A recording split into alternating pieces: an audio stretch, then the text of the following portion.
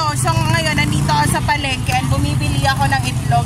And shout out kay Kuya, taga saan? Nag-aaral? Sa nag-aral? Hindi na ako nag-aaral. Never kapag nag-aral? Never. Ay, nakapag-aral pero stop na. Anong school? USA. Saan yun? Kabagan. Ang layo ah. Meron ka pang pamilya doon? Wala. Meron. Anong elementary, high school? College. Anong course? Criminology. Stop na ako. Also, criminology.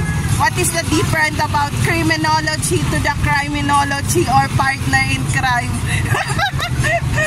So, ayan, ito. Magkano lahat, Kuya? Si Kuya na pulis, pero ngayon, siya ay nandito na, nagtitinda ng itlog. So, yon. Bakit hindi pinagpatuloy? Walang pera sa school. Hindi ako naniniwala, pero siguro walang pang tuition. May asawa na. Yeah. Hindi pa rin yung solusyon pag may asawa. Walang forever.